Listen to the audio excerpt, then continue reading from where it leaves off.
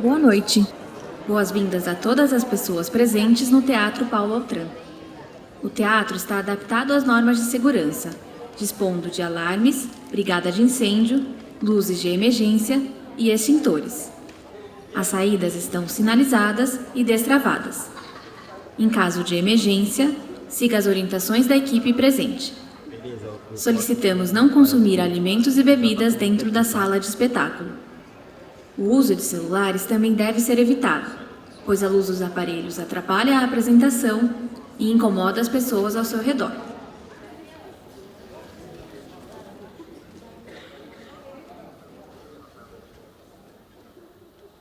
Boa noite. Sejam todas as pessoas bem-vindas ao Teatro Paulo Altran, aqui do Sesc Pinheiros. A gente está muito feliz de receber todos vocês aqui para essa noite.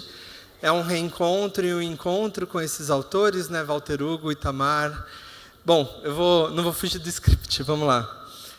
Estamos abrindo aqui mais uma edição do Sempre um Papo, que é um projeto longevo de literatura, que foi criado lá em Minas Gerais, pelo Afonso Borges, e que o Sesc é parceiro dessa iniciativa já há muitos anos, né? É uma alegria para o Sesc poder realizar esses debates que são tão essenciais, né?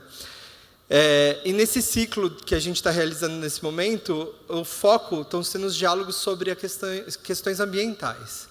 Tá?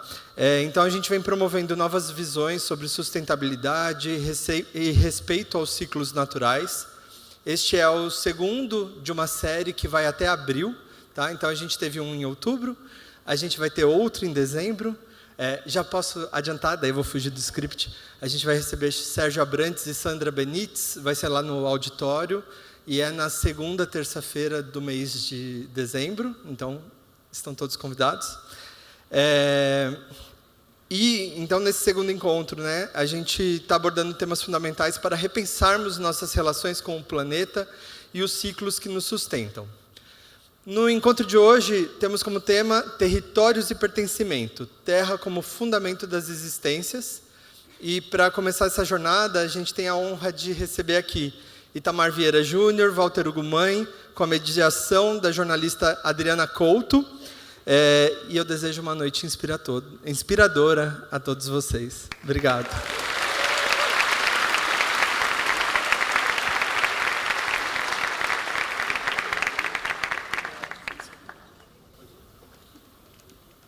Boa noite.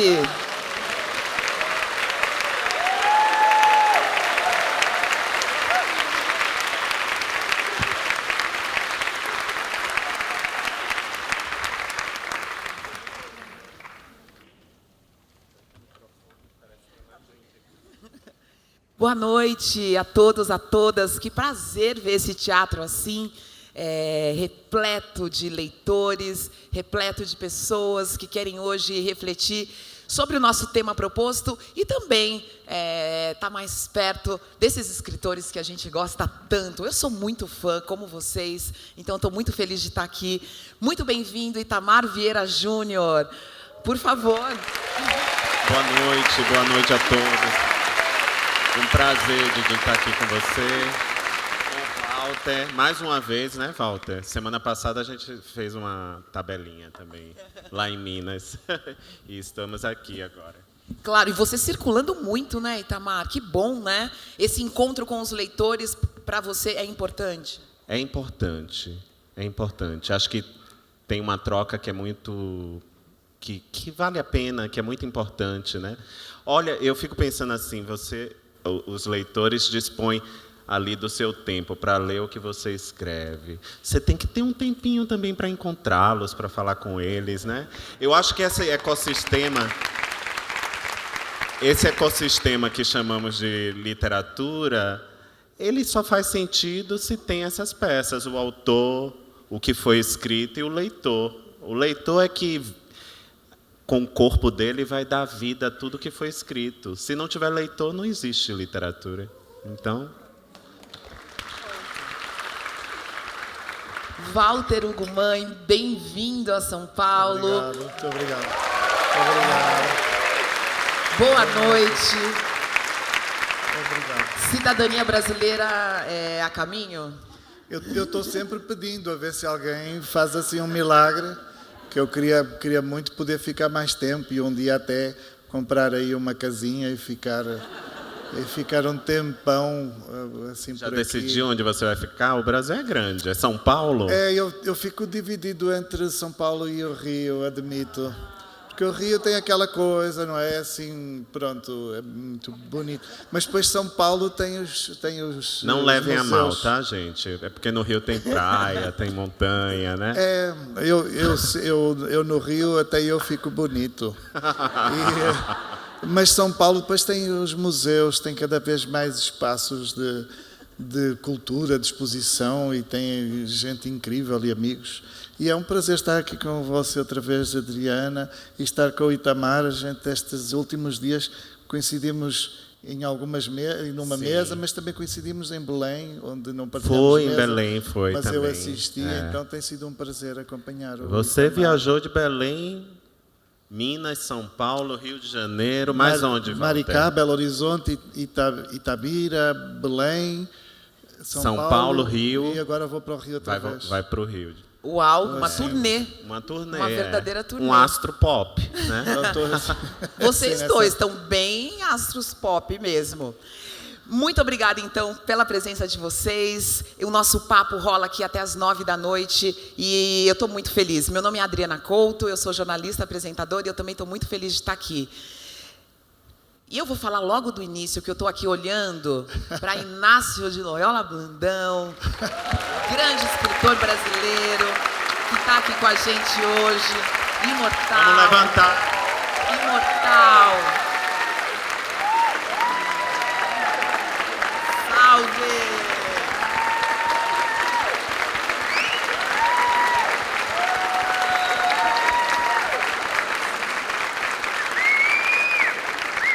Muito obrigada pela presença, Inácio. Os mestres a gente aplaude de pé, né? Os mestres aplaudimos de pé. É difícil agora fazer uma pergunta com ele olhando para mim, mas Adriana, deixa eu mostrar só uma coisa. que Mostra. Algumas pessoas talvez já conheçam, mas outras podem não conhecer. Eu vou despir-me. solta uma música aí, gente. Tadã! Aqui está escrito, eu só tenho duas tatuagens, essa e essa, pequenas assim, porque eu tenho muita dor, eu sinto muita dor. Mesmo quando ninguém me magoa, eu sofro. E aqui está escrito tak, é obrigado em islandês, e aqui está escrito amigo, e é a caligrafia do Inácio.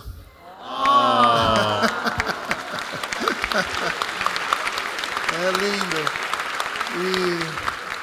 E um dia alguém teve a ideia de fazer uma homenagem comigo, assim, iam homenagear-me e convidaram o Inácio para estar presente. Eu achei um absurdo homenagearem-me a mim e convidarem o Inácio para fazer de alguma forma homenagem.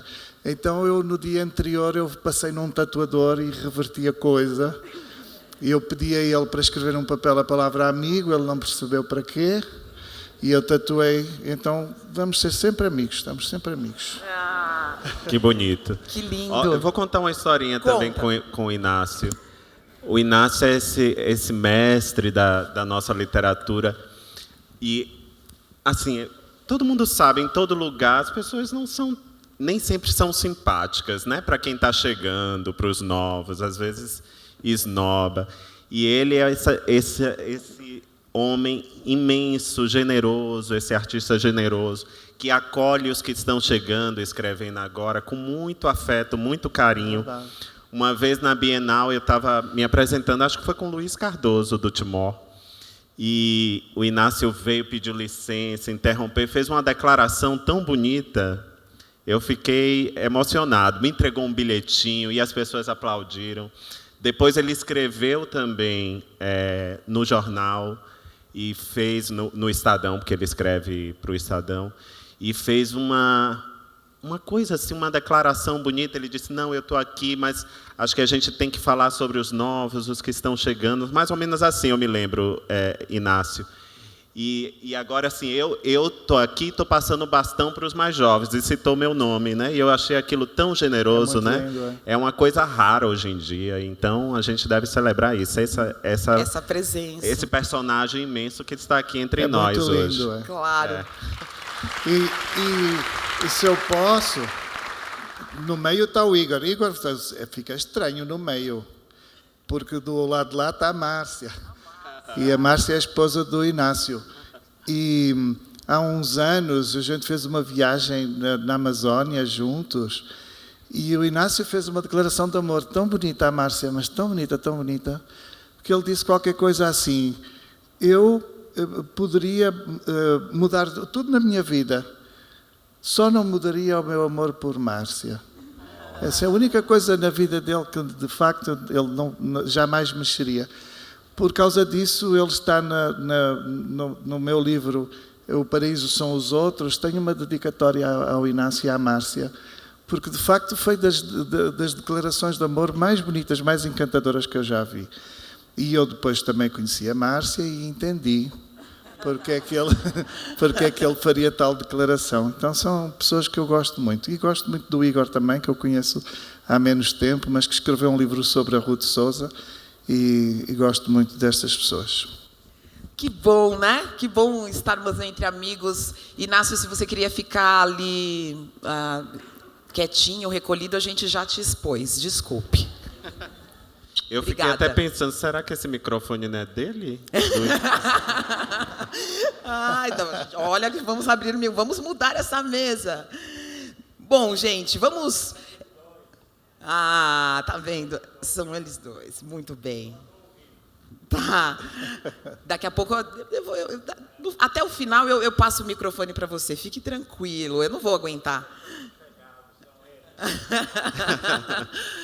Minha gente, nós estamos aqui e esse encontro propõe um tema para a gente refletir, para a gente começar as nossas conversas, para a gente começar as confluências entre a obra, a trajetória e o pensamento dos nossos dois escritores que estão aqui. E o nosso tema hoje é território e pertencimento. Como eles falaram, eles já estiveram juntos, inclusive falando um pouco sobre isso, no Festival Literário Internacional de Itabira, em Minas Gerais. Foi um encontro bonito que aconteceu no mês de novembro mesmo, faz pouco tempo agora, semana né? passada, faz uma Walter, semana, né? Eu vivo agora no avião que eu já não tenho noção de tempo, assim. Mas eu acho que foi semana passada, né? Popstar Eu acho assim. que foi, né? Não Foi, sei em foi, que dia, foi. mas foi. Foi semana passada. Aí o Belém Itamar... foi quando? Itamar, você disse uma frase muito interessante que eu acho que a gente consegue usar essa frase para que a gente comece a nossa discussão. Você falou o seguinte, que o nosso corpo é o nosso primeiro território, que dispomos dele para existir no mundo, para transitar e atravessar o mundo. É esse território que a gente carrega. Mas ele não existe sem chão, sem o chão que a gente pisa. É bonito isso. Então, a minha pergunta para a gente começar é o seguinte: como é que esses dois elementos, vou chamar de elementos, o território corpo e o território chão, moldaram o seu propósito, o propósito de vocês na literatura, a marca de vocês também ligada a esses dois territórios, território corpo e território chão?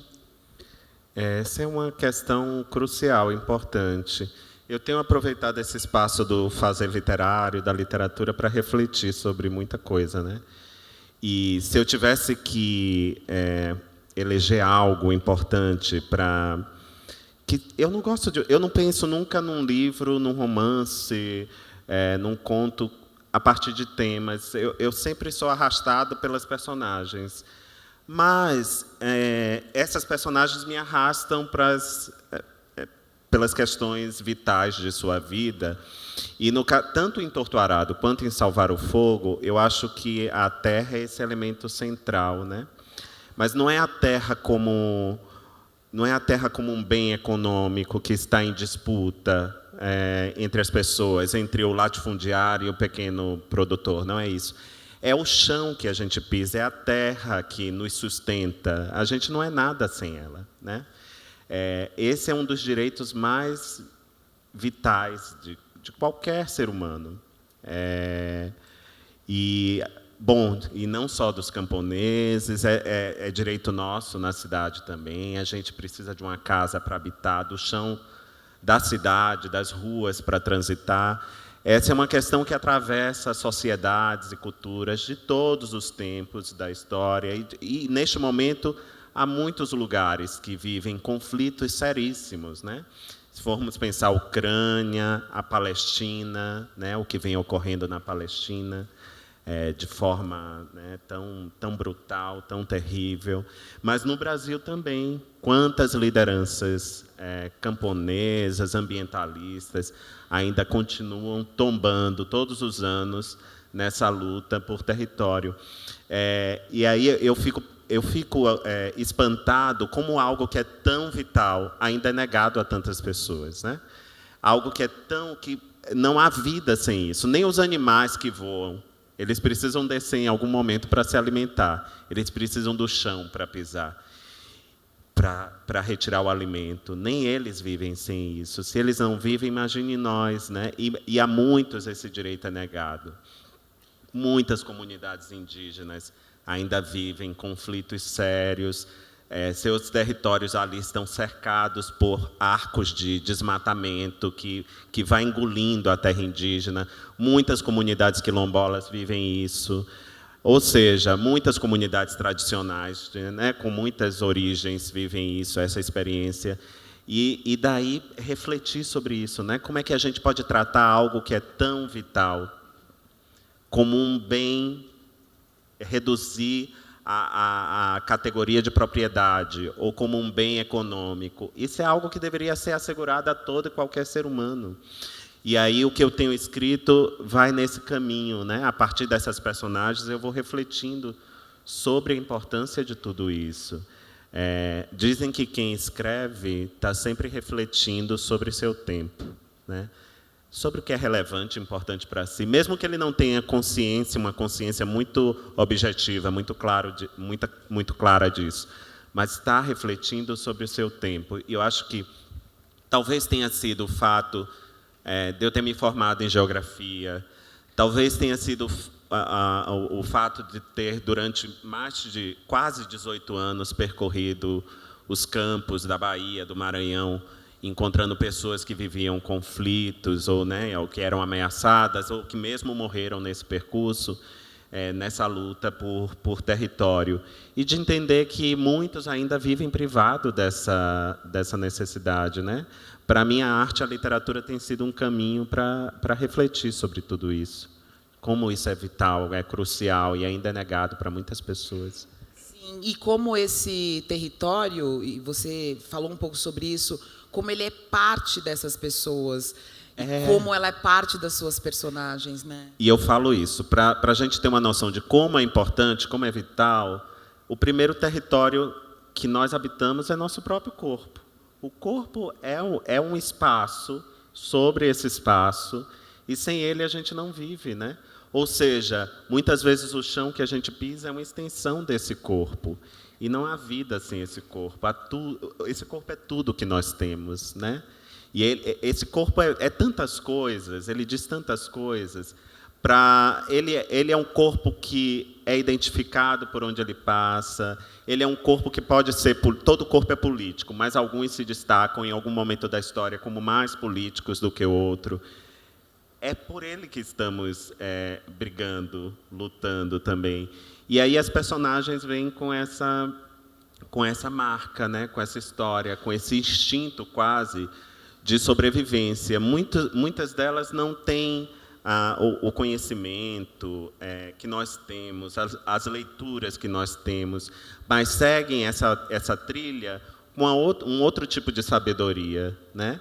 Que envolve a intuição, que envolve as histórias que são passadas de geração em geração.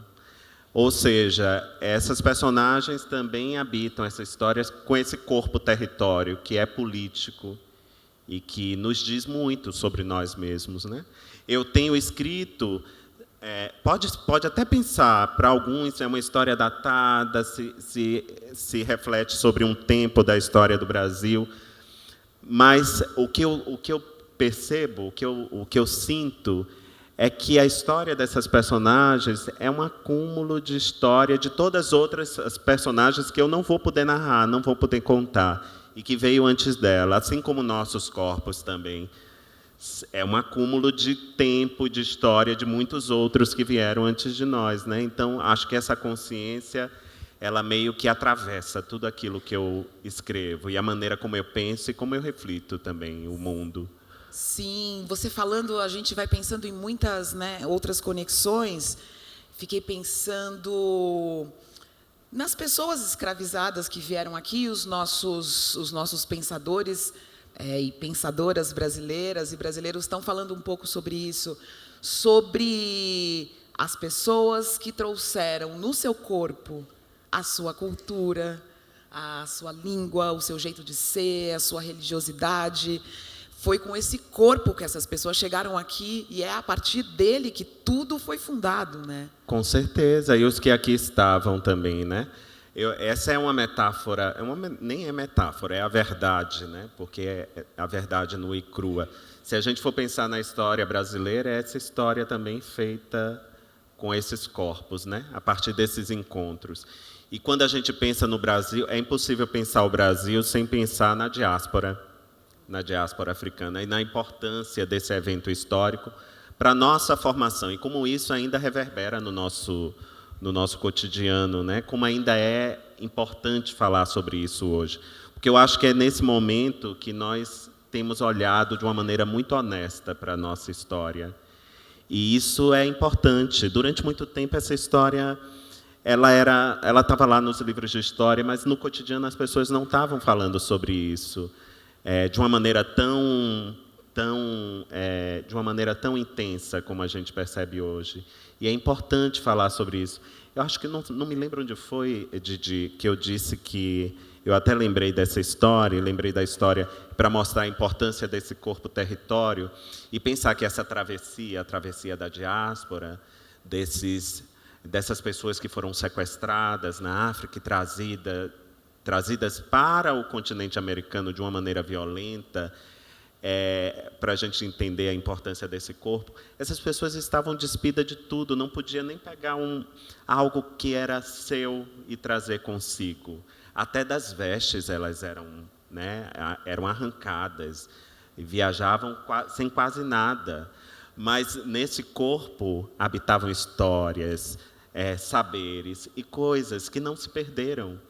E essas histórias que atravessaram o Atlântico nesses corpos é que vai fundar esse país também, né? E que chega até nós, com tantas referências que a gente tem e que a gente traz na vida.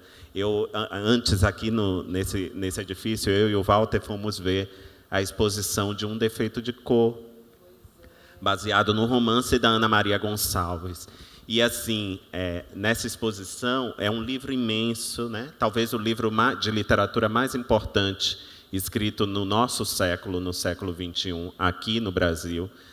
E é um livro imenso, e a exposição mostra isso, né? Com tanta beleza ali, tantos artistas pegaram essa história como referência e criaram coisas maravilhosas. E tudo isso que eu estou dizendo está de uma maneira muito mais bonita lá, com cores, com vidas, sem precisar de muita coisa. Quem vai ver, observar a exposição, vai encontrar essas referências importantes e de como isso é crucial, é importante para todos nós.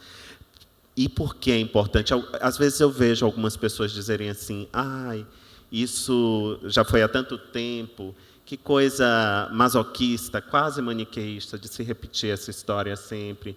Mas não é, eu acho que a gente precisa entender, porque nunca olhamos para o passado do Brasil de uma maneira honesta, assim, querendo saber a verdade, porque é essa verdade que vai nos curar das dores que nós carregamos.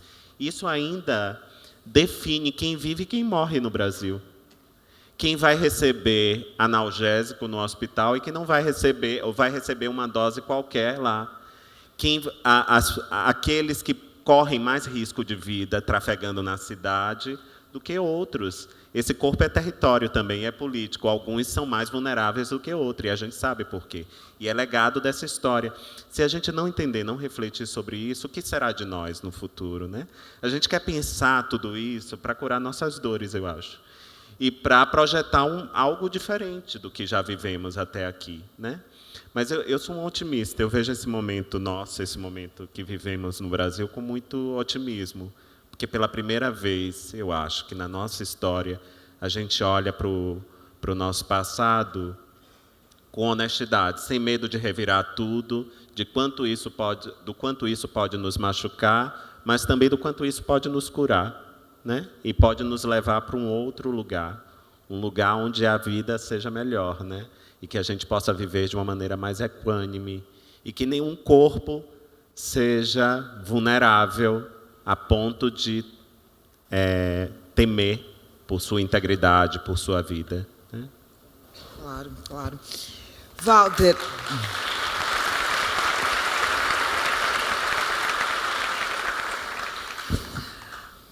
Estamos falando de território e pertencimento aqui para nosso primeiro gatilho dessa conversa. E como é que esse território se encontra na sua obra? Como o seu território também está marcado na sua escrita? Adriana, eu estava ouvindo o Itamar e tanta coisa surgiu no meu pensamento. Sabe que para a minha geração de jovens de 50 anos portugueses, toda a questão da nacionalidade, da identidade é muito confusa, porque nós somos os primeiros a crescer em liberdade, somos os primeiros a desenvolver a consciência em liberdade, não é? A ditadura cai em 1974, eu nasci em 71, mas eu ainda nasci em Angola, eu ainda nasci numa colónia. Quando, em 71, Angola ainda era considerada pertença do Estado português. Então, há toda uma confusão na nossa identidade que tem que ver com isso. Eu nasci em Angola, com 2 anos eu já estou a viver em Portugal e, por isso, eu não tenho memórias diretas de Angola, o que significa que eu costumo dizer que eu nasci numa espécie de uma história que me contaram. Eu não pude ver, não pude... Inclusive, tudo propendia para ser maravilhoso e mentiroso, não é? Porque havia uma fantasia associada às histórias, à saudade, inclusive, das colónias, que envolvem muita fantasia, mas também envolve muito tabu, por exemplo. As pessoas sabem, muitas vezes sabem, que não era bom assim a colónia, não foi uma coisa que se tenha feito com um sentimento benigno, mas não se discute, não é? Porque essas pessoas que ainda fizeram a colónia são os nossos pais, os nossos avós, são as pessoas que nos circundam. Por isso a gente precisa... Nós crescemos numa democracia, mas crescemos necessitando de ser herdeiros de uma cultura muito ambígua, com algum sentimento até esquizofrénico, de gente que diz que desde que saímos das colónias, as colónias caíram ladeira abaixo e destruíram-se e entraram em guerra e nunca mais foram democráticas e não sei o quê. A gente que sabe perfeitamente que as comunidades negras nas colónias nunca foram paritárias, nunca foram convidadas à paridade.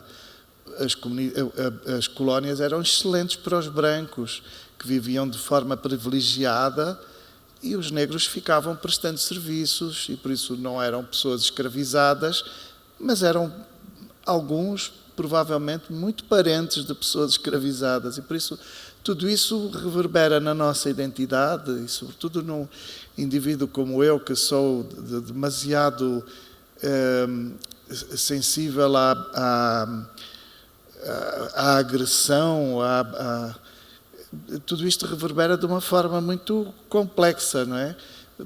Às vezes dá vontade de a gente arrancar um pouco da nossa pele para ser de outra forma, para herdar outra coisa, para começar outro povo de uma vez por todas, ou para começar um tempo completamente novo. Uma das perguntas que eu fazia em Lisboa há uns tempos e que me intriga muito é saber o que é que aconteceu às pessoas negras que viviam em Lisboa ao tempo do terremoto. Lisboa, em 1755, viveu um imenso terremoto, um dos terremotos mais violentos da história do planeta, e morreram muitas pessoas. Calcula-se que nessa altura, em 1755, vivessem em Lisboa um quinto da população fosse negra, e por isso um quinto da população lisboeta seria, obviamente, escravizada. Por isso não estamos a falar de imigrantes, não estamos a falar de uma população, estamos a falar de pessoas escravizadas, um quinto da população. Em 1755, estamos a falar do século XVIII. Portugal não tem, historicamente, não tem famílias negras longevas. Nós não temos famílias negras, nós não temos autores negros do século XIX, não temos autores negros do início do século XX, não temos autores negros do meio do século XX, nem do fim do século XX. Eventualmente temos autores negros do século XXI.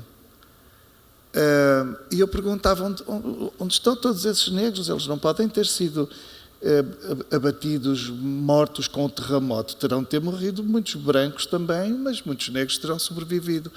O que é feito destas pessoas negras? E há uma teoria em Portugal, há gente que acredita que eles estão mestiçados. Nós somos esses negros. E eu não acredito nisso. Primeiro porque eu fiz o meu estudo de ADN, DNA, genético, e a minha percentagem, eu que até achava, eu nasci em Angola, até achava que ia ter uma percentagem grande assim. Não tenho, quase não sou negro, tenho 3%, 2%. Eu sou sobretudo ibérico e árabe. E por isso não sou negro. E eu acho isto sinistro. Como é que nós ali podemos justificar, como é que podemos entender que uma capital que tenha um quinto dos seus habitantes negros, em 200 anos os rasura, os faz desaparecer? Isso talvez explique porque é que nós não temos, por exemplo, um museu Afro-Brasil, nós não temos um museu Afro-Portugal, não temos um museu. Provavelmente existem montes de obras de arte, coisas deslumbrantes que vieram da África em Portugal, mas nós não as mostramos. Quem as tem, eu não tenho, mas quem as tem não as mostra. Eu acho que é tudo que tem que ver com a passagem por África, sobretudo por África, porque o Brasil, como teve independência há 200 anos, a relação com o Brasil é muito mais franca, muito mais aberta e escrachada, se quiserem, mas tudo o que tem que ver com a relação com a África é muito escamoteado e propende para o apagamento, propende para uma espécie de anulação, como se não tivesse propriamente existido. Quando eu escrevi As Doenças do Brasil, eu quis muito que o livro pudesse dizer respeito à história do Brasil, mas contada, como se ela pudesse ser contada aos brancos a partir do ponto de vista de quem já cá estava, não é? Dos vermelhos. Eu vou dizer assim os vermelhos para distinguir os brancos dos vermelhos, dos negros, a partir do ponto de vista dos vermelhos. Mas impressionou-me muito ter sabido que quando as pessoas negras interceptavam, buscando os quilombos, interceptavam por acaso comunidades indígenas, ao invés de serem abatidos pelas comunidades indígenas, eram acolhidos. E muitas das vezes interceptavam comunidades indígenas que não tinham o mínimo conhecimento de haver gente nem branca nem negra. Por isso eram comunidades indígenas que viviam nas suas realidades indígenas, nas suas realidades locais, e que não tinham a noção de que havia uma conspiração para transformar isto numa coisa chamada Brasil. Esta ideia de que uma pessoa negra, encontrando uma comunidade vermelha, virgem, sem qualquer interferência da fera branca, como eu digo no meu livro, sem existir a fera branca na equação, esta ideia de que a pessoa negra era acolhida e era cuidada, para mim é muito comovedora e é uma história do Brasil que eu acho que precisa de ser contada. E nós vemos isso hoje. O modo como subitamente as pessoas negras e as pessoas vermelhas entendem que têm causas muito comuns e que se tiverem uma fera a predar, não é? Se tiverem um predador, o predador é comum. O que é que isso deixa para mim enquanto fera branca, não é? Eu que não quero predar ninguém, não é? Deixa-me um problema que tem que ver exatamente com o que é o meu território. Eu que não tenho memória do lugar onde nasci em Angola, que não frequentei o lugar, não vi, não exerci aquele lugar, eu sinto que eu preciso de construir a minha origem. Então, ao contrário dessa coisa concreta que o Itamar pode dizer, o Itamar inclusive tem um sotaque baiano e assim, todo ele é completo de uma origem qualquer, não é? Tem uma completude. Nem o meu sotaque é legítimo assim, nem o meu sotaque denuncia imediatamente que eu vivo num determinado lugar, porque eu tenho um sotaque muito misturado. Eu sinto que eu preciso de inventar a minha origem em grande parte. E por isso é que, quando eu digo, por exemplo, que eu gostaria muito de ter uma dupla cidadania, as pessoas às vezes perguntam: porquê é que você não teria então angolana? É assim, porque eu, tendo nascido em Angola esteve sempre no meu imaginário como uma coisa que me foi proibida, da qual eu devia de afastar-me, sobre a qual eu não devia fazer muitas perguntas. E eu acho que a minha paixão pelo Brasil começa muito cedo, porque o Brasil era a Angola que eu podia ter. Era a Angola que estava liberta. Era a Angola contra a qual já não havia tabu. O tabu com o Brasil era muito menor. Então eu podia consumir os discos do Gilberto Gil e ler o Inácio de Loyola Brandão e ninguém ficava chateando, não é? Ninguém enchia meu saco. E quando eu dizia que, em menino, eu dizia... E depois também favoreceu muito o facto da minha irmã mais velha, ela era a fã número 1 do Roberto Carlos, e ela também queria muito, o sonho dela era muito conhecer o Brasil, e ela, toda a vida dela, desde que pôde, ela faz férias no Brasil. Ela não vai conhecer mais nada, ela não conhece mais nada. Ela não sabe mais nada do mundo, ela só vem para o Brasil. E fica no Recife, ela vai muito ao Recife, vai muito às praias. E então eu acho isso assim, eu estou numa fase, eu estou com 53 anos, desde que eu fiz 50 anos, eu estou numa fase da minha vida em que eu acho que eu posso morrer assim a qualquer instante. Não é que eu queira, mas eu estou um pouco assim, estou assim um pouco disponível no sentido em que eu acho que alguém tem de morrer, e tem. Mas eu acabei de fazer 51 anos e esse pensamento era algo que não passava na minha cabeça antes e que fica mais frequente. E eu fico imaginando, com o passar dos anos eu vou ter que resolver isso de outra forma, assim, né? Não, o Itamar tem 31, 29. O Itamar não pensa nisso. Não tem direito a ter opinião, Itamar. Faltam 5 para os 50. Desculpe, eu interrompi porque chegou a mim também. Não, e então eu tenho a sensação... Conversa mórbida, vamos voltar para... Não é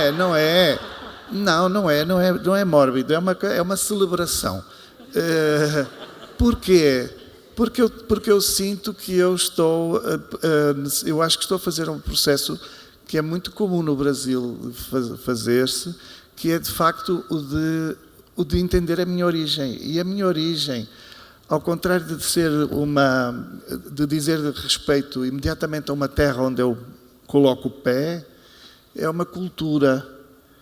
E então aí sim eu posso entender que talvez eu nunca consiga regressar inteiramente a casa, porque essa casa ficaria um pouco em Angola, um pouco em Portugal e, sobretudo, um pouco no Brasil. Então, eu não tenho como ir embora. Você sabe, é uma coisa que eu sinto cada vez mais. Quando eu venho ao Brasil, eu penso, agora não vou embora mais, eu agora fico aqui. Aqui é casa, eu quero ficar aqui, eu quero ter tempo, eu quero ler os livros. Eu estou viajando estes dias, estou lendo um livro por dia. Porque eu preciso de ver o país, preciso de ver as pessoas, preciso de comer pudim de leite. Mas eu preciso de ler, eu preciso de tudo ao mesmo tempo, eu tenho uma avidez de tudo isso. E eu sei que eu vou ter de sair do Brasil, sei que eu vou ter de voltar para Portugal, e eu não vou voltar para a minha casa. Não tem como voltar para a minha casa.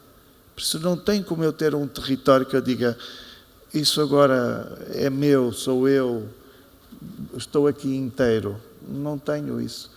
E os seus personagens também ficam um tanto desgarrados e também inadequados por causa dessa... Por isso eu escrevo livros deambulando, indo ao Japão, indo à Islândia, na Amazónia.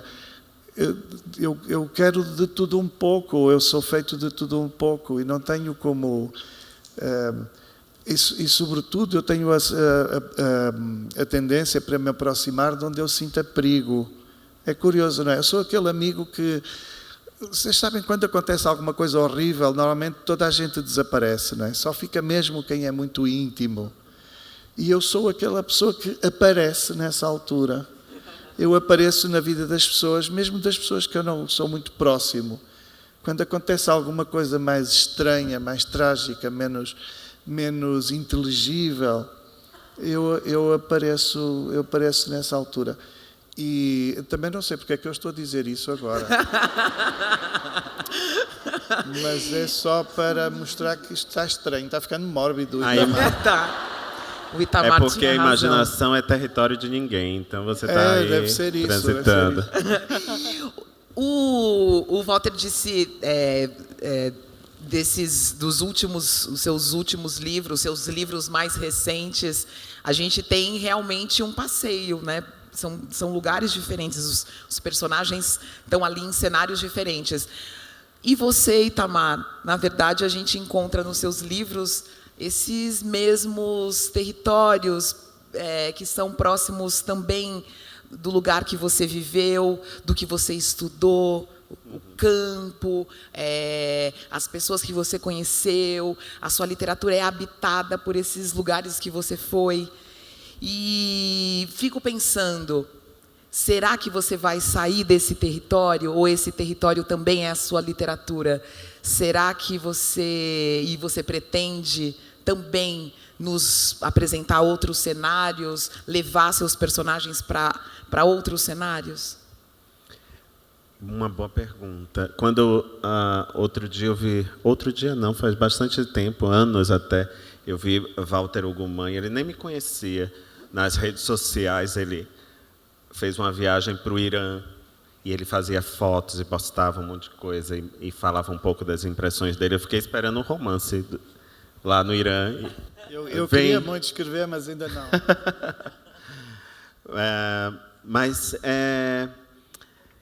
Eu não sei, eu gostaria. Eu acho interessante ter essa... Né? E compreendo perfeitamente o que o Walter falou sobre ele, né? Sobre esse desenraizamento quase que natural, né, Walter, de ter nascido num lugar de onde foi levado aos 2 anos, e esse lugar se tornou quase um lugar mítico, né, na sua memória. Então, seu território pode ser qualquer território, né, porque você vive nesse lugar. Eu já sinto que, para eu escrever, né, quando eu penso, quando eu reflito, eu estou pensando e refletindo sobre o mundo à minha volta. Não sei se nesse momento eu seria capaz de escrever sobre algo que eu não tivesse experimentado, não tivesse vivido. Mas eu tenho uma coisa... viajando, conhecendo outros lugares, passando por tantos lugares, nos últimos anos eu tenho feito isso, uma coisa que eu percebo é que nós não somos tão diferentes, né? De fato, essas histórias que eu escrevo se passam na Bahia, mas poderia ser em qualquer lugar, né? Reservando aí as diferenças, essas personagens poderiam existir em qualquer lugar. Elas não existem só naquele lugar. Mas para que eu possa narrar, para que eu possa escrever, eu acho que aquilo que me é familiar é importante. Então, os lugares por onde eu transitei, os lugares que eu tive uma experiência mais forte, mais marcante, né? Onde eu estive com mais frequência, sobre esses é mais fácil narrar. Esse negócio do familiar, para mim, é tão importante, do que é familiar e que não é estranho, que até quando as personagens surgem e os nomes surgem, esses nomes são nomes que me são familiares. Geralmente são pessoas, são amigos, são pessoas que eu conheço, é gente da família. Ou seja, não é que tem um familiar lá na história, mas emprestam um nome para as personagens. Então, eu sinto que para escrever, eu preciso estar nesse ambiente familiar. Esse ambiente que é uma aldeia, né? Que é aquele lugar. A aldeia é esse lugar onde a gente chega e se reconhece, e reconhece quem está ali, reconhece, né, o mundo à sua volta. Esse espaço que me deixa confortável para poder escrever, para eu poder narrar. Mas, como a vida vai mudando, né, e a gente também... eu já experimentei algumas coisas. Tem contos, por exemplo, que eu escrevi que você não sabe onde se passa. Tem um conto em especial que está em Doramax, se chama O Espírito Abone das Coisas, que lá tem muitas palavras e expressões de uma língua, que é a língua jarauara, que está ali na região norte do país, né, entre Rondônia e o Amazonas.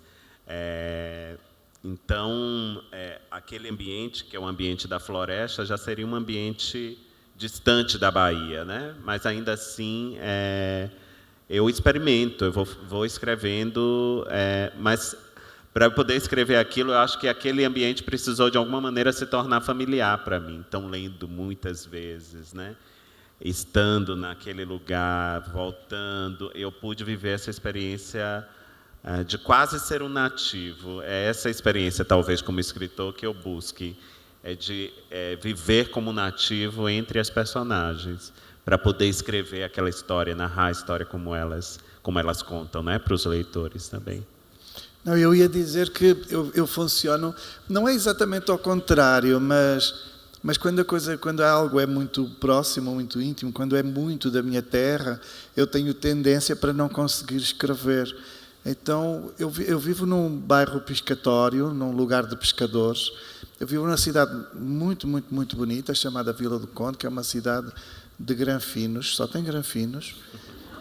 E depois tenho um bairro de pescadores que é pobre, e eu vivo nesse lugar dos pobres. E estou lá a vida inteira, desde os 10 anos de idade. E muita gente acha até estranho, como é que eu não saio dali, porquê é que eu não saio dali, como é que eu fico ali, e como é que ali surge um escritor. E eu acho isso interessante que eu esteja ali. E toda a gente espera que... Eu falo muito sobre as Caxinas, sobre este lugar. Toda a gente espera que eu escreva um romance sobre as Caxinas. Eu não consigo. Porque eu vejo as pessoas e assim, a vida delas é muito fraturante, é uma vida muito dura. Eu tenho uma vizinha que perdeu em 2 invernos, nos anos 80, em 2 invernos ela perdeu 9 filhos e o marido no mar, em 2 naufrágios. E ela ficou sem ninguém. Ela ficou sem o marido e ficou sem nenhum filho. Todos os filhos eram pescadores e o marido era pescador. Em 2 invernos ela perde o marido e 9 filhos. E é uma vizinha minha, ela é uma história inteira, é um livro inteiro. Eu não consigo escrever a história dela, eu não consigo nem falar com ela. Eu digo bom dia se a vir. Eu não consigo olhar para ela direito assim, não consigo. Quando eu penso nela, eu sinto-me uma criança. Eu sinto que nada do que eu fiz, nada do que eu aprendi, nenhuma viagem que eu possa ter nada feito, do que escreveu, né? Eu não tenho tamanho para ela, eu sou pequenino, eu sou muito pequenino, ela é muito gigante. Há coisas, por exemplo, no prédio da minha mãe, a senhora da frente, o vizinho, era um terror para a mulher dele, batia, berrava e estava sempre bêbado. E toda a gente no prédio dizia assim, este homem nunca mais morre, este homem nunca mais isto, este homem nunca... Que é uma coisa que as boas pessoas fazem, que é desejar a morte das outras. Os bons vizinhos, não é? E o senhor, de facto, estava sempre bêbado e era muito chato, gritava muito, E um dia, o padroeiro de Vila do Conde, da nossa cidade, é o São João. O São João é o padroeiro, então nós temos estátuas de São João e tudo chama São João. E um dia o homem apanhou uma bebedeira tão grande que ele subiu o muro da igreja e sentou no muro da igreja e ele desequilibrou e caiu e bateu a cabeça na cabeça do São João, que é de pedra, e morreu. E no prédio toda a gente disse, o São João fodeu o vizinho. Toda a gente dizia assim, foi o São João que o fodeu. E pronto, e nós achamos que o São João matou aquele homem a pedido das boas pessoas. Foram as boas pessoas que pediram. Dava um romance, né? Dá outro romance. Mas eu não consigo, porque aquela senhora, a nossa vizinha, a vizinha da minha mãe, ela tem tantos azeres. Eu não devia de falar da vida dela, mas... Porque ela nem está aqui para se defender.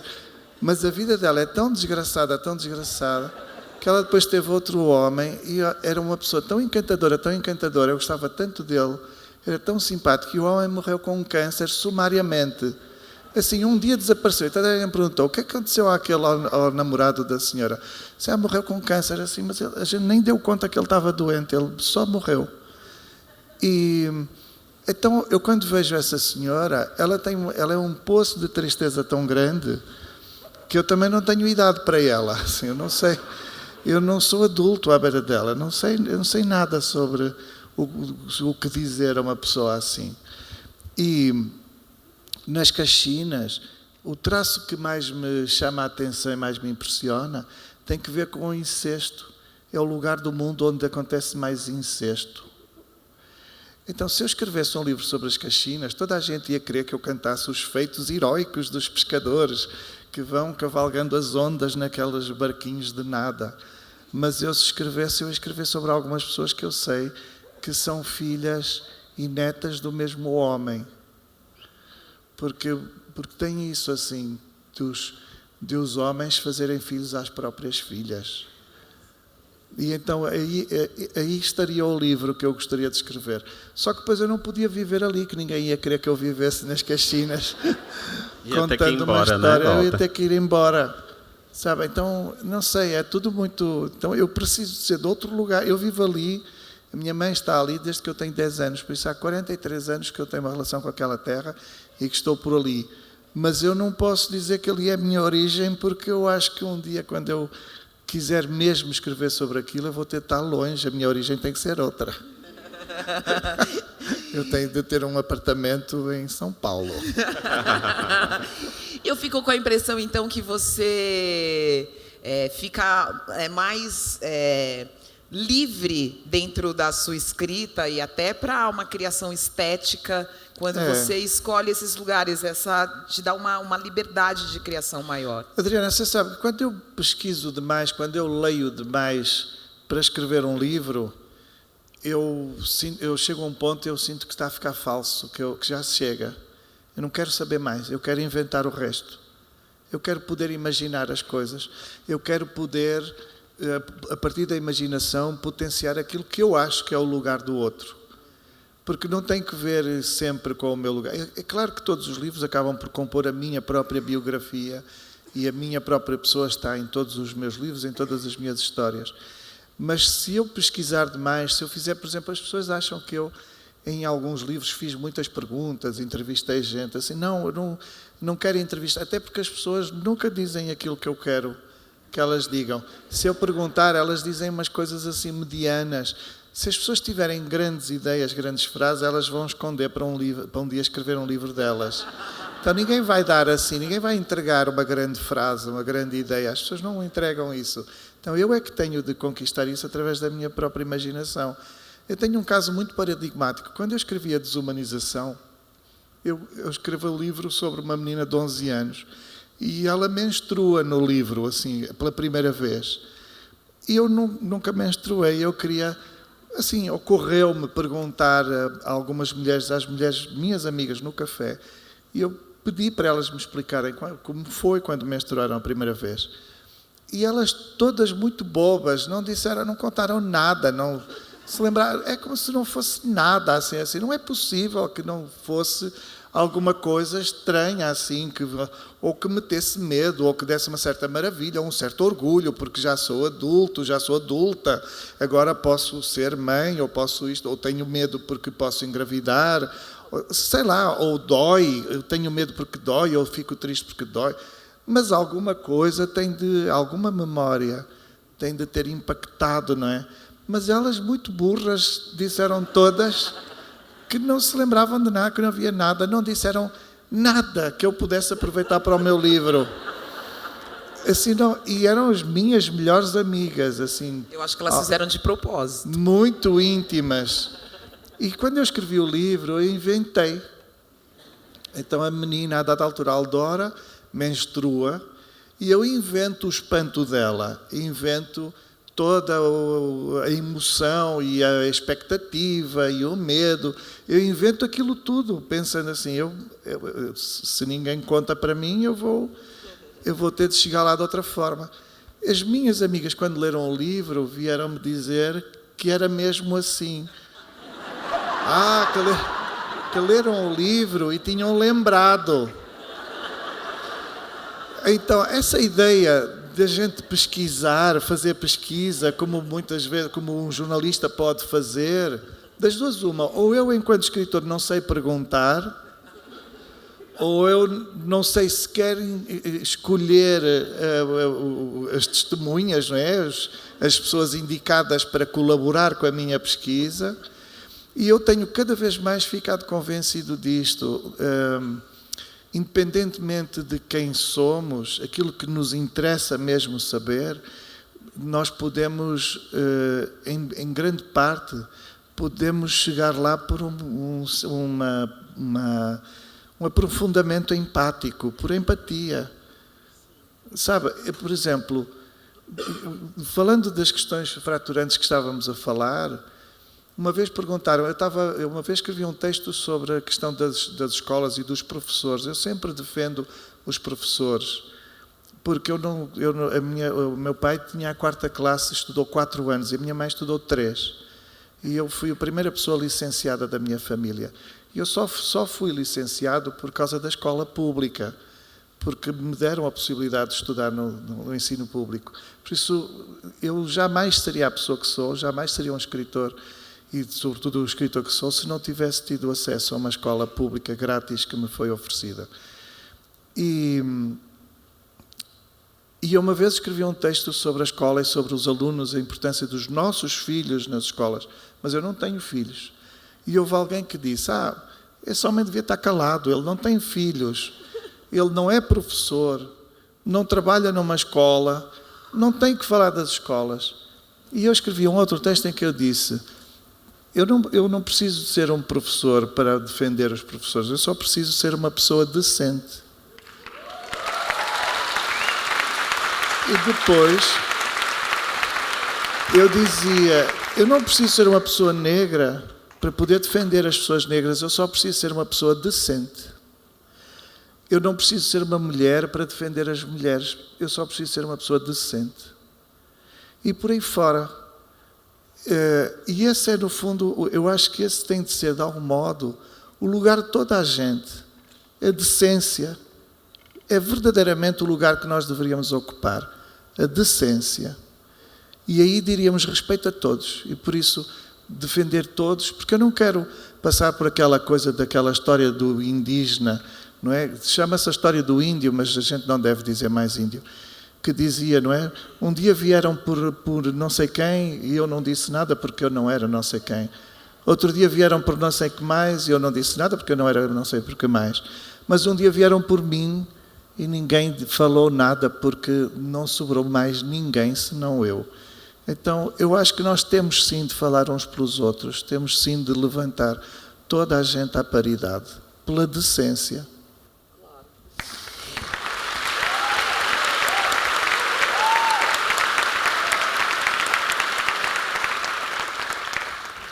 Agora, também, e é um tanto provocativo aqui o que eu vou fazer agora, mas é também um privilégio poder estar nesse lugar de poder olhar e escolher o seu personagem e escrever sobre todas as outras pessoas. Um privilégio que deveria ser de todos e de todos os escritores, mas muitas vezes o escritor negro, o escritor indígena, ele parte muito de uma realidade que não está impressa, não foi contada, e ele precisa talvez desse degrau antes de poder conquistar esse privilégio. Como é que você se vê? Você se sente aprisionado de alguma forma por você contar suas histórias? Não. Não, acho que o sentimento é o contrário, é o sentimento de liberdade mesmo.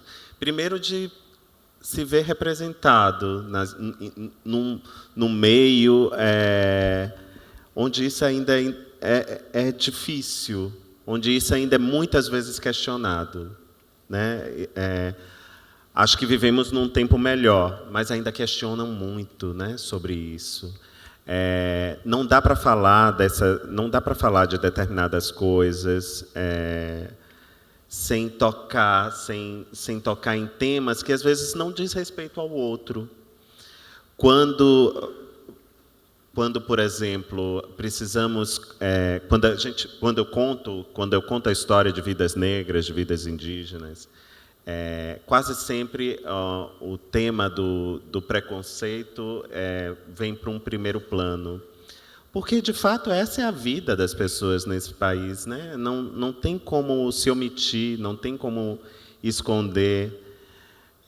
E, muitas vezes, isso é visto de uma maneira negativa. Mas eu acho que o sentimento que eu carrego é justamente o contrário. É de poder, nesse tempo, ser uma voz e tirar assim como muitos outros, né, que têm escrito nesse momento, ainda bem, e que têm publicado, e que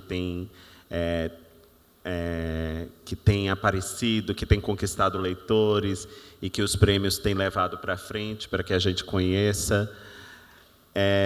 Tirar da invisibilidade pessoas que historicamente estiveram nessa posição de invisibilidade, ou que só apareciam nas histórias como personagens secundários, né? Eu fico pensando em 1938, por exemplo, quando o Graciliano publicou Vidas Secas. Eu não sei se foi anos mais tarde, teve uma crítica ao livro Vidas Secas, que eu estou tentando... Agora eu esqueci o nome do crítico, mas, enfim, depois eu lembro. E essa crítica é muito comentada, é estudada nas universidades, e o crítico dizia assim, que era impossível que aqueles personagens tivessem uma dimensão subjetiva de suas vidas tão complexas. E eu vejo que hoje ainda isso se repete, né? Ou seja, quase 90 anos nos separando, e as pessoas ainda têm disso, é impossível que um camponês fale dessa maneira, é impossível que ele pense de tal forma. Ou seja, as pessoas se consideram superiores e ainda estão estabelecendo julgamentos em preconceitos que envelheceram com o tempo, né? Hoje já há muita informação para a gente saber que isso não é possível, né? Ou você não conhece o mundo, não conhece as pessoas. Você, quando começou a nossa conversa, citou um conceito que me fez lembrar de um pensador maravilhoso, que o Walter já fez propaganda dele lá em Itabira, que foi o Antônio Bispo dos Santos, ou o Nego Bispo, né? Você falou em confluência. E ele vem... O Nego Bispo não teve uma escolarização formal, como muitos de nós tivemos. A experiência que ele traz nos escritos dele é a experiência da vida, da comunidade dele, lá no interior do Piauí, e um pensamento sofisticado, complexo, que tem um olhar muito, muito abrangente para as questões do mundo, né? Tudo isso que eu falei aqui no começo, sobre as marcas, né? O que o Antônio Bispo fala mesmo em A Terra Quer, ele traz para um primeiro plano as questões da colonialidade, como ela ainda permeia as relações em nossas vidas, né? No mundo hoje, ninguém pensa nisso, ninguém está debatendo isso, a não ser nos espaços restritos, e ele traz isso para um plano de frente. Eu acho que a arte me dá a possibilidade, de alguma maneira... Eu não gosto de pensar que eu dou voz a ninguém, né? Não é isso. Mas esses personagens são tão interessantes, tão instigantes, têm uma visão de mundo tão sofisticada e tão complexa, às vezes, mesmo com toda a sua simplicidade, que poder escrever sobre isso, poder levar isso, de alguma maneira, fazer isso chegar ao leitor, é algo que me mostra que é possível, né? Nesse espaço, eu me sinto no espaço da literatura, no universo da escrita, eu me sinto absolutamente livre. Já não há alguém dizendo como deve ser e como eu devo escrever e sobre quem eu devo escrever. Esse lugar eu simplesmente aboli. Eu escrevo por mim mesmo, e é a partir disso que e eu não faço isso porque eu me sinto melhor. Foi porque outros autores me mostraram que isso era possível, né? Foi lendo a Carolina, foi lendo o Lima Barreto, foi lendo a Toni Morrison, lendo o James Baldwin, que eu vi que a vida, muitas vezes, ela pode estar centralizada no que faz sentido para você, na sua comunidade, com as pessoas que você convive, aquele que é seu universo. E você pode narrar a partir dali, a partir das questões que são cruciais para a comunidade que você vive, como qualquer outro autor fez quando escreveu. Então, é dessa maneira que eu vejo que é possível, através da literatura, exercer essa liberdade. E eu estou reivindicando isso a todo momento. Nesse espaço, nós podemos ser quem quisermos. Nesse espaço, eu vou poder escrever sobre o que eu quiser. Os leitores podem gostar ou não do que foi escrito, mas eu não abro mão, eu não faço concessões. É nesse lugar que eu quero estar. E é sobre isso que eu vou escrever, é sobre isso que eu vou narrar.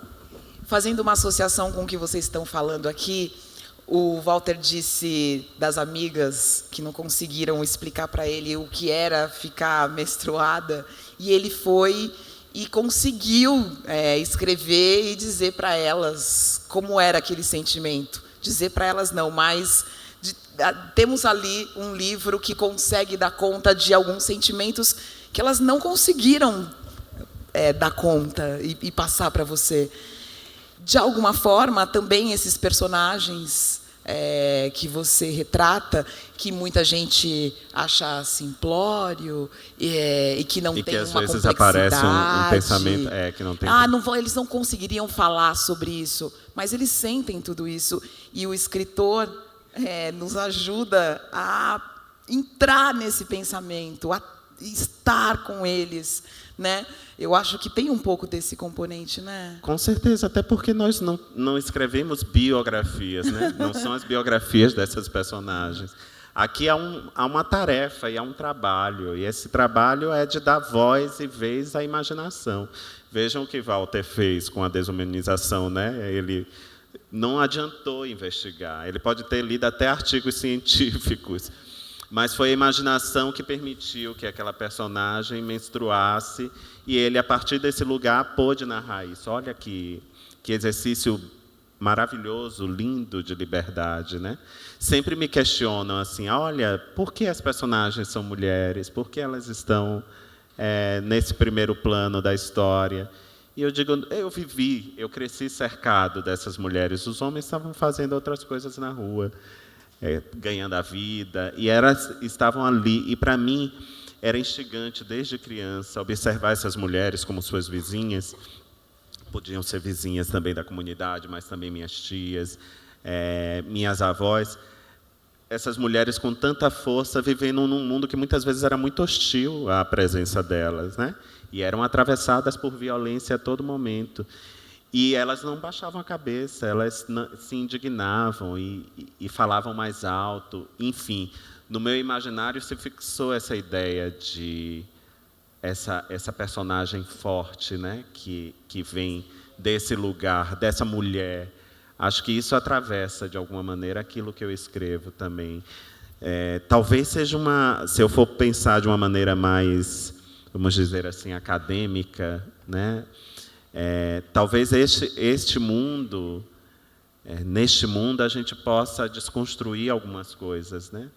No mundo que ainda vive de uma maneira tão colonial, porque esse é o paradigma que ainda rege nossas relações, e esse paradigma ele foi imaginado, planejado e executado por homens. Talvez seja o momento também de exercer essa alteridade e levar essas histórias e trazer e desconstruir o mundo e dizer, não, pode ser um autor escrevendo a partir desse lugar.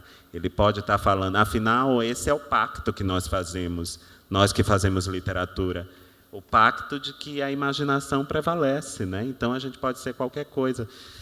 Se eu disser que há um personagem que é um espírito e que está narrando a partir daquele lugar, e esse é o pacto que eu faço com os leitores, ninguém vai contestar e dizer que não. É isso também, é sobre isso que estamos falando, é sobre isso que fazemos, né? E é preciso que se crie uma consciência de que liberdade é poder exercitar isso também, sem ser, como eu poderia dizer, sem ser encaixotado, sem ser colocado no nicho, ou que faz tal literatura, né?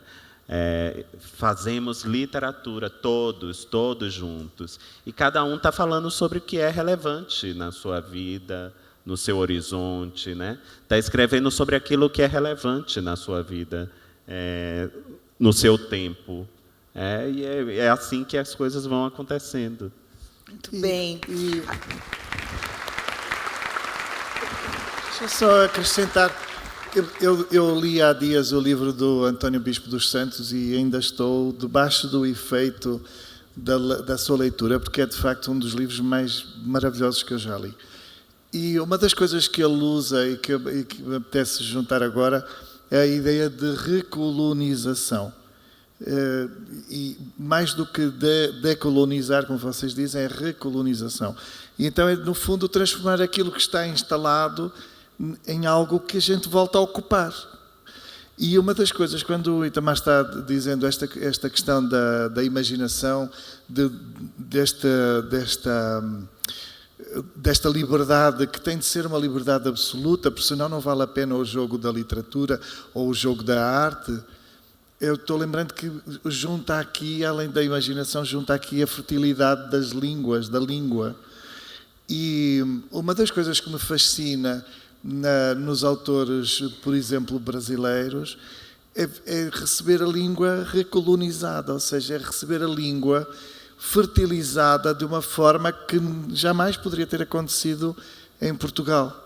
Por isso, quando eu pego um livro, quando eu compro qualquer livro aqui, às vezes até um livro mediano, que não é nem tão bom, para mim pode ser uma maravilha, porque ele pode trazer alguma coisa que vocês já normalizaram, mas que para mim aparece como uma descoberta. E isso tem que ver com as línguas indígenas interferindo, as memórias e as línguas negras interferindo, os saberes negros, os saberes vermelhos, digamos assim, e tudo isso interfere na maneira como a linguagem acontece. E por isso, para mim, tudo isso é fertilidade. E é a grande ansiedade que eu tenho quando eu escrevo um livro, a grande ansiedade que eu tenho é sempre poética, porque eu acho que eventualmente vou morrer muito ignorante. Sabe, a gente não vai ter hipótese, por mais que soubermos, por mais que aprendamos, nós vamos substancialmente morrer ignorantes. Mas podemos morrer tendo tido a noção da beleza, do esplendor que é sempre um esplendor que tem que ver também com as pessoas, com a humanidade. E isso vem, a gente colhe na língua. O ouro de que somos capazes, ele verte para a língua. E por isso, quanto mais gente fertilizar a partir de pontos de vista distantes e inclusive trazendo de outras línguas que eu não conheço, quanto mais impureza houver na língua portuguesa, mais ela amplia. Por isso essa é de facto uma das grandes maravilhas que eu colho aqui no Brasil. Que lindeza. A Paulina... Eu concordo com o Walter, ele estava falando, e vez ou outra, Walter, dependendo do lugar onde você está, se é na universidade, é um evento, às vezes os ânimos se acirram. E muitas vezes querem saber como é para nós, né, falar a partir dessa língua, uma língua que não é, que ela não surge aqui, que não é nativa, que ela veio nesse processo de colonização, se isso causa algum desconforto, né? Imagine 500 anos depois, mas ainda tem essa pergunta. E eu acho instigante, interessante, porque me fez refletir sobre muitas coisas. É o que você disse, quando você pega um livro, né, publicado aqui no Brasil e abre e se surpreende com os falares. Bom, e pensando no Brasil, que tem um tamanho, né, significativo, isso muda também de região para região. E eu acho que é aí que está a beleza de toda coisa, porque essa língua não é mais a mesma de 500 anos atrás. Ela foi transformada, ela ganhou densidade, profundidade em cada fraçãozinho de terra onde ela é falada, né? E ela já não está sozinha, porque se junta a ela muitas e muitas palavras que não faziam parte dela originalmente, que hoje é essa língua que nos une de alguma maneira, né? Que vai aumentando. Quando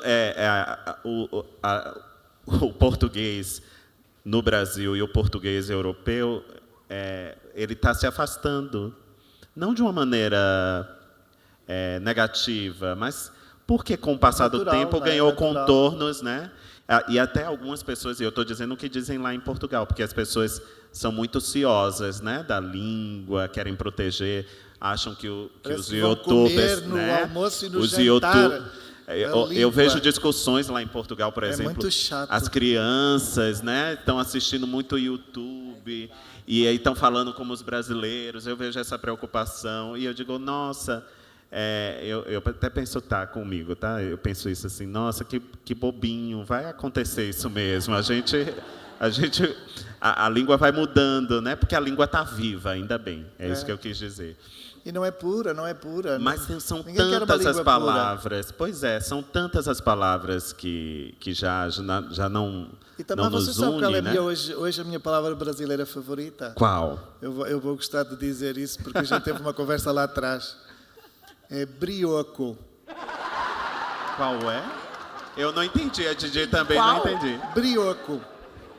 Você não conhece? Não tem na Bahia brioco? Brioco? Na Bahia não tem brioco. Essa é de onde? Vocês Tá vendo? conhecem? Olha aí, ó. Quem entendeu? Brioco é cu. Como é? Ai, mas agora eu já entendi. Não, mas é lindo, é muito mais Eu não bonito. sabia dessa. É muito mais bonito dizer brioco. Eu aprendi em Minas Gerais, não sei se é só mineiro, mas o Rubem Filho, que é um ilustrador que esteve com a gente em Itabira, ele é que disse, não, estava lá, não sei o que, o cara, e virou justo brioco na nossa direção. Eu assim, ué, brioco, assim, e ele explicou o que é, e eu adorei. Antes era borogodó. Borogodó é bom também. Tem Mas muitos, agora vai ser muitos, brioco. muitos. Tem uma língua, que inclusive tem um livro agora, a Mara Moira escreveu, do Pajubá. Sim, que é o Pajubá. Que é o Pajubá. Que é a linguagem das travestis nas ruas, né? É E ela quase um diria- idioma próprio. Sim, e ela Tem lá diria escrito Edi, assim, não é? em Edi Pajubá, em Pajubá. Já é mais uma palavra para você aprender. Uai. Edi. Edi, Edi. é outro nome. É outro nome para brioco. Ué. E Onde qual é a sua chegamos? palavra, Itamar? Diga uma palavra. Hã? É porque lá atrás os editores dele da Todavia disseram que esse evento era para 16 anos porque o Itamar ia dizer coisas muito meio pornográficas. E eu estou esperando que ele diga assim umas coisas pornográficas. Coitado, logo eu sou tão envergonhado. Não, por Mas mim isso vocês, podia ser para 8 anos. Outro dia eu estava com o José Luiz Peixoto no evento, me pediram era um evento sobre a língua portuguesa. E aí pediram uma palavra para a gente, uma palavra, né? Qual a palavra mais bonita da língua portuguesa? Eu deixei o José Luiz Peixoto falar antes de mim. E ele falou o quê? Cu.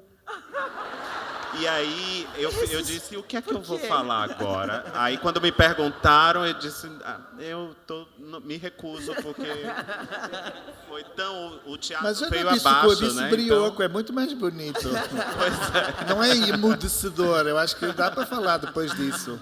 Aí eu disse, não tem... Qualquer coisa que eu disser vai ser pequena. Eu deixo a última palavra é a do José Luiz Peixoto, e ficou essa mesmo. Bom, nós temos 3 minutos para encerrar. Será que a gente deixa aqui desse jeito?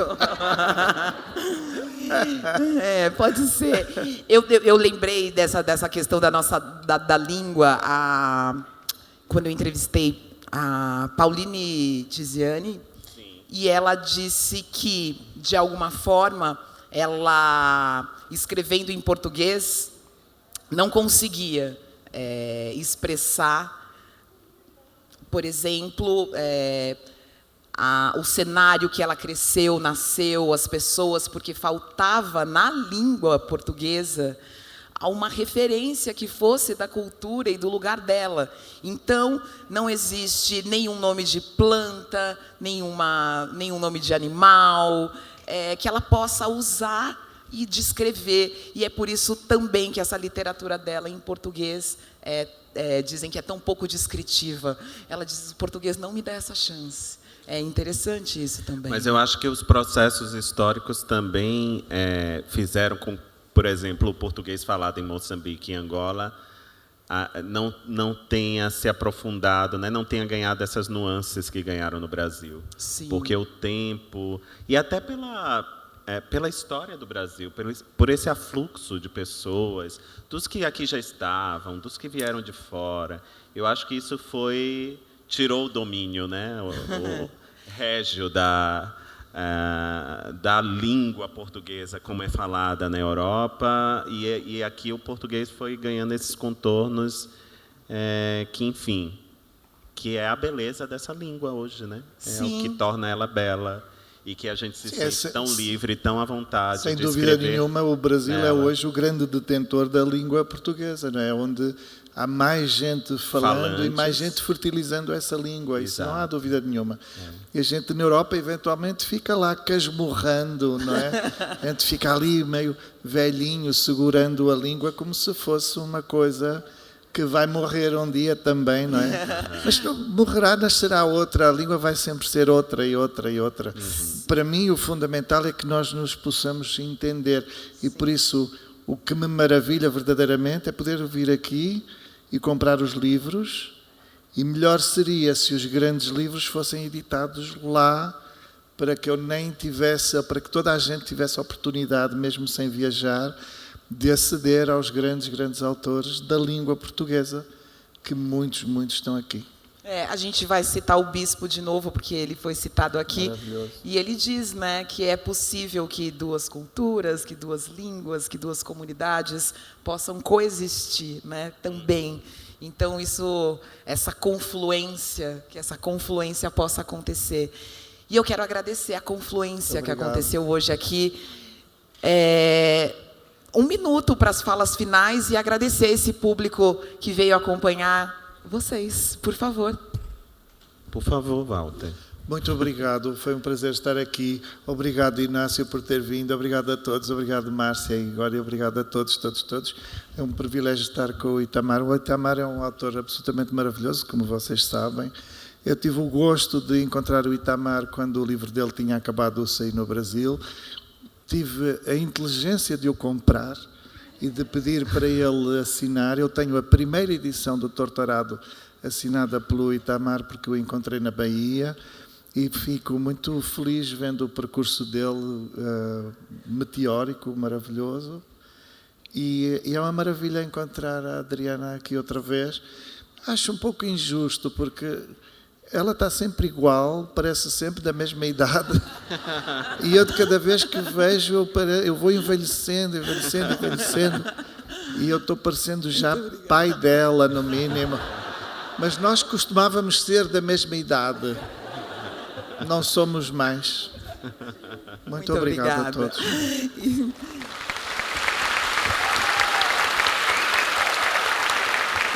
Itamar, muito obrigada. Eu agradecer esse encontro maravilhoso, Adriana. Obrigado. É sempre bom estar com a Adriana. É uma pena que eu quero ainda fazer uma mesa assim, agora a gente entrevistando a Adriana, porque ela tem coisas muito interessantes para dizer pra gente. Nada como ter amigos, não, gente? Né? Muito obrigada. E obrigado pela presença, obrigado, Walter, mais uma vez. Walter é daqueles escritores assim que segue o caminho do Inácio, tão gentil, tão generoso. Eu fui fazer o lançamento de Salvar o Fogo ano passado no Porto, e ele mora lá, pertinho.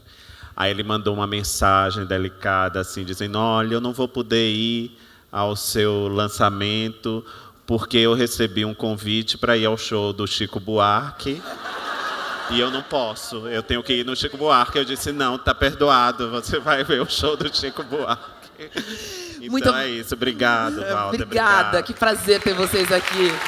Itamar Vieira Júnior, Walter Hugo Mãe, muito obrigada pela presença de vocês. Viva a literatura!